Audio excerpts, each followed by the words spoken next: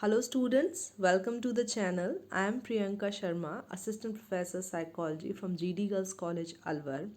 हमारा जो पेपर रहेगा वो है paper first of BA part second and that is abnormal psychology. ये साइकोलॉजी की एक ब्रांच है जहाँ पर हम एबनॉर्मल बिहेवियर को पढ़ते हैं. जिस तरीके से जैसा कि हम पहले लास्ट क्लास में पढ़ के आए हुए हैं कि साइकोलॉजी बिहेवियर को स्टडी करता है, तो वो सब तरीके के बिहेवियर को स्टडी करता है. अगर आप अच्छे को स्टडी कर रहे हैं तो आप डेफिनेटली नेगेटिव को भी स्टडी करेंगे. तभी आप उसमें कंपेयर कर पाएंगे कि क्या सही है, क्या गलत है, क्या कैसा होना चाहिए, क्या नॉर्मल है, क्या एब नॉर्मल है. उसी बात को ध्यान में रखते हुए मनोविज्ञान की ये शाखा असामान्य व्यवहारों पर ध्यान देती है. ख़ास तौर पर इसके अंतर्गत आते हैं मानसिक रोग. हम इसके बारे में और ज़्यादा समझें और इसके बारे में पढ़ना स्टार्ट करें उससे पहले हम यहाँ पर सिलेबस को एक बार डिस्कस कर लेते हैं, जिससे आपको एक ब्रीफ आइडिया हो जाएगा कि हम इस पेपर में क्या करने वाले हैं. आइए शुरुआत करते हैं. एज यू कैन सी यहाँ पर लिखा हुआ है साइकोपैथोलॉजी. साइकोपैथोलॉजी को ही हम एबनॉर्मल साइकोलॉजी भी कहते हैं. यहाँ पर सेक्शन ए है जिसमें हमें इंट्रोडक्शन के बारे में पता चलेगा. इसके बारे में तो जो टॉपिक 1 है वो रहेगा इंट्रोडक्शन के बारे में, परिचय. कि आप इस पेपर को समझ पाएँ, इस ब्रांच को समझ पाएँ कि ये है किस बात से कंसर्न, ये किस मुद्दे को ध्यान में रख कर, किस मुद्दे को दृष्टिगत रखते हुए इस ब्रांच का उद्भव हुआ और इसकी क्या ज़रूरत है. Then meaning of normality and abnormality. सबसे बड़ी बात है, अगर आपको अच्छा पता है तो आपको गलत भी पता होना चाहिए. तो जब हम बात एबनॉर्मल की करते हैं तो आपको ये भी पता होना चाहिए कि नॉर्मल क्या है. तो यहाँ पर उन्हीं दोनों टॉपिक्स को लिया गया है कि when you say abnormal then what is normal. यहाँ पर वही बात है, meaning of normality and abnormality. Normality क्या है, सामान्य व्यवहार क्या है, और असामान्य व्यवहार क्या है, ताकि आप उन दोनों वेरिएबल्स में विभेद कर सकें. ये सामान्य है और ये असामान्य है. Characteristics of abnormal behaviour. Characteristics abnormal behaviour की कुछ खास विशेषताएं हैं, उसके कुछ गुण हैं जो उसे सामान्य व्यवहार से अलग करते हैं. तो इसमें उन्हीं गुणों का वर्णन किया जाएगा. कैरेक्टरिस्टिक्स यानी विशेषताएं. Latest ICD and DSM classification. ICD, as you can see here, ICD-10 मैंने यहाँ पर लिखा हुआ है, that is International Statistical Classification of Diseases and Related Health Problems. It is also known as International Classification of Diseases. ये एक medical classification है जो WHO निकालता है. आप इसे इस तरीके से समझ सकते हैं कि WHO एक बुक निकालता है जिसमें जितनी भी बीमारियां हैं उन सबको एनलिस्ट किया जाता है, उनके साइंस एंड सिम्टम्स को एनलिस्ट किया जाता है, ताकि लोग उसे और प्रैक्टिशनर्स उसे पढ़ के समझ सकें कि किसी बीमारी का क्या गुण है, क्या लक्षण है, उसकी क्या विशेषता है, उसका कोर आइडिया क्या है और वो किस तरह से दूसरी बीमारियों से भिन्न है. अब यहाँ पर बात मैंने 10 की करी है. ICD-10 हर कुछ सालों में इसके अलग अलग वॉल्यूम निकलते रहते हैं. तो इस वक्त जो प्रचलन में है वो है ICD-10. इसके बाद अब 2022 से ICD-11 को काम में लिया जाएगा. अभी तक ICD-10, क्योंकि हमने सिलेबस में देखा था लेटेस्ट ICD के बारे में लिखा हुआ है.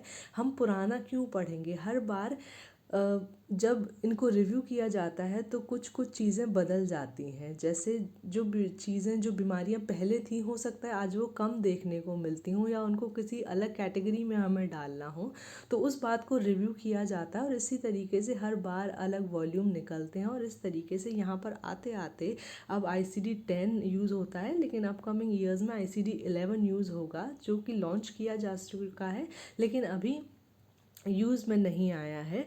Next is, as you can see here, DSM classification system. DSM का फुल फॉर्म है diagnostic and statistical manual of mental disorders. इसका भी DSM first, second, third, fourth revise and अब जो वर्ज़न काम में लिया जाता है that is DSM 5। So please आप DSM 5 पर ध्यान दें। कुछ किताबों में DSM 4 एंड 3 TR के बाकी कंटेंट्स दिए गए हैं। सो उस क्लासिफिकेशन को हम यहाँ पर नहीं पढ़ेंगे, हम यहाँ पर DSM 5 पढ़ेंगे। इसे निकालती है अमेरिकन साइकेट्रिक एसोसिएशन। साइकेट्रिस्ट जो होते हैं मनोरोग विशेषज्ञ, इनका वो खास मनोरोग विशेषज्ञों का एक समूह है अमेरिका का, इन्होंने एक एसोसिएशन बनाई है जो हर कुछ सालों में DSM को रिव्यू करती है और उसका एक नया वर्ज़न प्रोवाइड कराती है प्रैक्टिशनर्स के लिए। जैसे बीमारियों को जोड़ा गया है, कुछ पुरानी बीमारियों को हटाया गया है, उन्हें रीक्लासिफाई किया गया है। तो इस तरीके से पहुँचते पहुँचते इम्प्रूव करते करते इस वक्त जो लेटेस्ट वर्ज़न यूज़ होता है that is DSM 5। Now second one is psychological assessment, मनोवैज्ञानिक मूल्यांकन जिसे हम कहते हैं। मूल्यांकन की अगर हम बात करें तो मूल्यांकन होता है एवेल्यूएशन और estimation of the nature, quality और एबिलिटी ऑफ समवन और समथिंग। किसी के बारे में किसी को का मूल्यांकन करना, ये अच्छा है, ये कम है, ये ज़्यादा है, उसको क्वांटिफाई करना, उसको किसी वैल्यू के अंतर्गत लेके आना या उसके बारे में डिसाइड करना, उसके बारे में अनुमान लगाना, ये असेसमेंट है। इसके वेरियस मेथड्स हैं। हम कैसे किसी के बारे में अनुमान लगाएंगे, उसका मूल्यांकन कैसे करेंगे कि इसमें ये बीमारी है या इसका ये गुण है तो ये विचलित है या ये सही गुण है, ये इसमें होना चाहिए, उसको हम कैसे समझेंगे। तो उसके विभिन्न माध्यम हैं। यहाँ पर लिखा गया है क्लिनिकल इंटरव्यू साक्षात्कार, जैसे आप जॉब इंटरव्यू देने जाते हैं या कई जगह एडमिशन से पहले भी इंटरव्यूज़ होते हैं, उसी तरीके से क्लिनिकल इंटरव्यू ये साक्षात्कार ही होता है, लेकिन यहाँ पर इसका उद्देश्य नैदानिक होता है। कहने का तात्पर्य ये है, यहाँ पर उद्देश्य होता है कि प्रैक्टिशनर जो है वो अपने क्लाइंट की समस्याओं को समझ सके, जान सके और उसका मेन, जैसे जॉब इंटरव्यू जब देने जाते हैं तो उसका एक एम क्या होता है कि वो अपने लिए एक अच्छा एम्प्लॉय ढूंढ सके। तो उसी तरीके से यहाँ पर क्लिनिकल इंटरव्यू का एम होता है कि जो अपना जो क्लाइंट है उसकी बीमारी का सही से पता लगाया जा सके। डायग्नोस्टिक टेस्ट, जैसे डायग्नोस्टिक सेंटर्स नहीं होते आपके यहाँ जहाँ पर ब्लड टेस्ट किए जाते हैं, उसी तरीके से मनोविज्ञान में कुछ और जांचें की जाती हैं। ये ब्लड टेस्ट और इस तरीके की जांचें नहीं होती हैं, आपकी मानसिक अवस्था को समझने के लिए होने वाले मनोवैज्ञानिक परीक्षण हैं। यहाँ पर मनोवैज्ञानिक परीक्षणों का उपयोग किया जाता है मनुष्य की मानसिक अवस्था को समझने के लिए। डायग्नोस्टिक टेस्ट जिस तरीके से हमने फर्स्ट ईयर में स्टडी किया हुआ है कि हम मनोविज्ञान में साइकोलॉजिकल टेस्ट यूज़ किए जाते हैं, उसी तरह से यहाँ पर भी यहाँ का उद्देश्य जो होगा टेस्ट का वो होगा रोग का पता लगाना। इसलिए यहाँ पर डायग्नोस्टिक टेस्ट होते हैं, जिसमें यहाँ पर दिया गया है बेसिकली इंटेलिजेंस टेस्ट, बुद्धि परीक्षण। नेक्स्ट साइकोलॉजिकल परीक्षण वे परीक्षण होते हैं जो ब्रेन डिसफंक्शनिंग का पता लगाते हैं और उससे मानव व्यवहार में होने वाले परिवर्तनों का पता लगाते हैं। Next is personality test. Personality के बारे में, पर्सनैलिटी के विभिन्न डायमेंशंस, वेरियस डायमेंशंस के बारे में पता लगाने वाले टेस्ट पर्सनैलिटी टेस्ट होते हैं। दूसरा जो एक टेस्ट या असेसमेंट की हम यहाँ पर बात करें that is behavioural assessment. Definitely अगर ब्रेन में कोई परेशानी है या कोई इंसान मानसिक रोग से पीड़ित है तो उसके व्यवहार में कोई ना कोई परिवर्तन ज़रूर आएगा। जैसे वो बहुत ज़्यादा बात करने लग गया है या उसे नहीं नींद आ रही है बिल्कुल भी, या वो बहुत उदास हो गया है, तो ये सारी चीज़ें, इस जैसे कई और लक्षण उसके व्यवहार में देखने को मिलते हैं। तो उन सब व्यवहारों का भी अध्ययन किया जाता है। इसके साथ ही साथ बॉडीली असेसमेंट, शरीर की असेसमेंट किए जाते हैं। नेक्स्ट वन है symptomatology and etiology of abnormal behaviour. Symptomatology, study of symptoms, लक्षण, हर बीमारी का कोई ना कोई लक्षण होता है। जैसे अगर हम आजकल की ही बात करें तो कोविड का एक खास स्पेसिफिक लक्षण है, राइट, कि ब्रीदिंग में प्रॉब्लम आती है, फीवर रहता है, तो ये कुछ लक्षण है। और इस जैसे और कई सारे लक्षणों की एक लिस्ट है। इसके साथ ही साथ अगर किसी को मलेरिया होता है तो उसके भी कुछ खास लक्षण हैं। तो यहाँ पर हम बीमारियों के जनरल लक्षणों के बारे में बात करेंगे और आगे चलकर हम लक्षणों की बात करेंगे कि हर बीमारी का क्या एक स्पेसिफिक लक्षण होता है। Etiology is a study of causes, यानी कि क्या वजह है उस असामान्य व्यवहार की, उस परिस्थिति के उत्पन्न होने की। तो यहाँ पर हम उसके बारे में बात करेंगे। Next is cognitive and affective symptoms. Cognitive. As we have studied in our earlier classes, what is cognitive? That is information processing. जो भी सूचना संसाधन हमारे दिमाग में, हमारे मस्तिष्क में हो रहा है, वो cognitive element है, वो information processing, वो cognitive element है। Next is cognitive, that is related with activity, क्रिया से संबंधित। क्रिया से संबंधित क्या सिम्टम्स हो सकते हैं? या तो व्यक्ति बहुत ज़्यादा एक्टिव हो गया है या बहुत ज़्यादा उसकी एक्टिविटी कम हो गई है। And next one is affective, it is not effective, it's not E, it's a, affective, that is related with emotions, भाव। अफेक्टिव ऐसे लक्षण जो इमोशंस से संबंधित हो। इंसान बहुत ज़्यादा खुश हो रहा है, क्लाइंट है जो बहुत ज़्यादा दुखी रहता है, सो ये इमोशंस से रिलेटेड लक्षण हैं। Then biological, psychosocial and socio cultural causes. हम जैसे बात कर रहे थे इटियोलॉजी को हम यहाँ पर पढ़ेंगे, तो यहाँ पर हम बायोलॉजिकल कारण जो हैं, दैहिक कारण जो हैं, यानी कि बीमारियों के दैहिक आधार क्या हैं, उनको यहाँ पर समझने की कोशिश करेंगे। साइकोसोशल, मनोसामाजिक, यानी मनोवैज्ञानिक और सामाजिक, एंड सोशियो कल्चरल, कहने का तात्पर्य है सामाजिक और सांस्कृतिक कारण को भी समझें। Next section B, anxiety disorders. Section B जो बात करता है वो ख़ास तौर पर डिजीज़ एंड डिसऑर्डर्स के बारे में बात करता है। इसमें सिमिलर जो हैं बीमारियां उनको एक साथ रखा गया है। जैसे सेक्शन बी का है fourth topic, anxiety disorder, nature, clinical picture and types.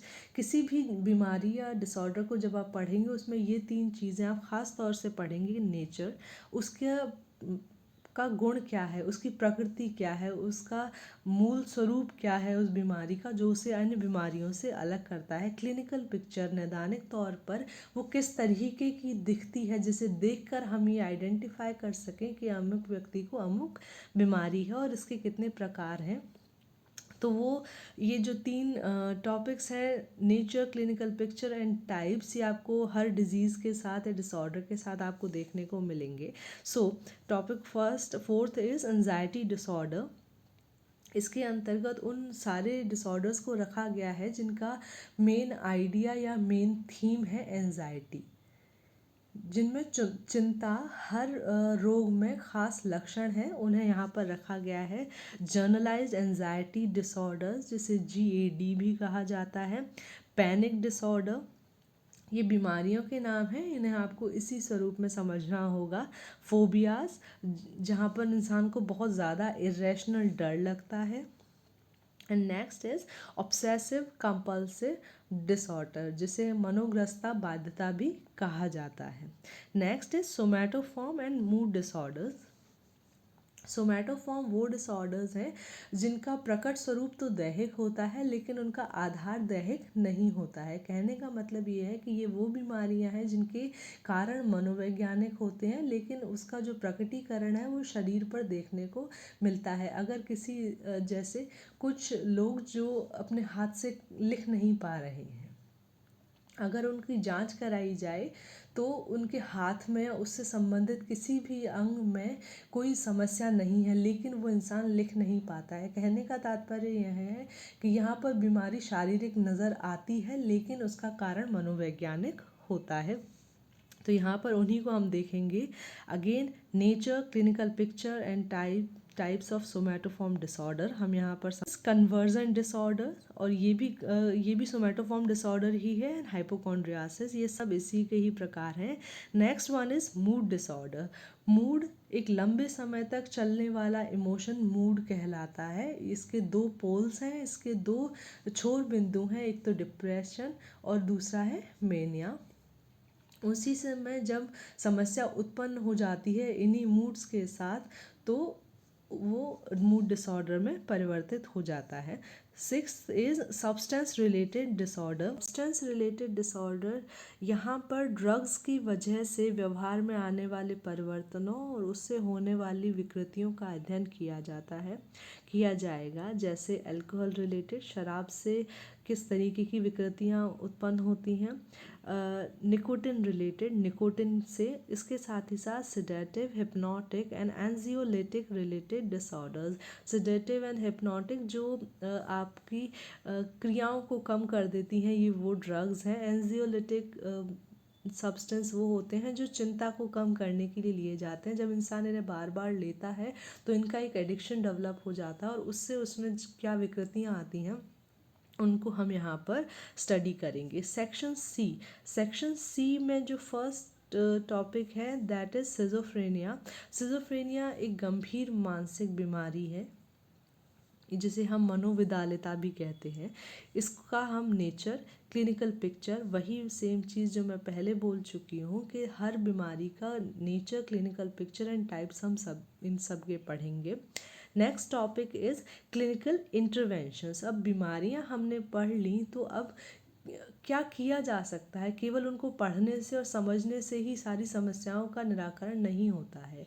तो यहाँ पर हम क्लिनिकल इंटरवेंशंस की बात करेंगे। ये वो माध्यम हैं जिनकी मदद से हम इन बीमारियों को सही करने की कोशिश करते हैं। तो यहाँ पर psycho analytic and psychodynamic therapies, मैं यहाँ पर ये बात क्लियर कर देना चाहती हूँ, ये सारी थेरेपीज़ जो हैं ये किसी न किसी थ्योरी पर बेस्ड है। आप साइको एनालिटिक फ्रॉइड का पढ़ चुके हैं, psycho analysis.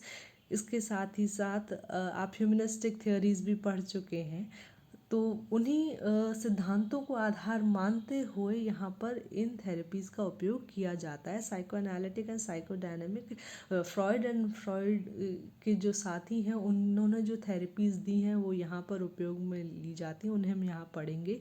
Cognitive and behavioural therapies. Cognitive ये थेरेपीज़ संज्ञान पर काम करती हैं, विचारों को बदलने पर काम करती हैं। बिहेवियर थेरेपीज़ व्यवहार में परिवर्तन पर काम करती हैं। ये बिहेवियरिस्टिक्स द्वारा दी गई थेरेपीज़ हैं जिन्हें हम व्यवहारवादी कहते हैं। एंड क्लाइंट सेंटर्ड, ये क्लाइंट को केंद्र बिंदु मानते हो उसका उपाय करती हैं बीमारियों का, तो हम वो यहाँ पर पढ़ेंगे। ये बेसिकली ह्यूमनिस्टिक आइडिया पर बेस्ड थ्योरी है एंड थेरेपी है।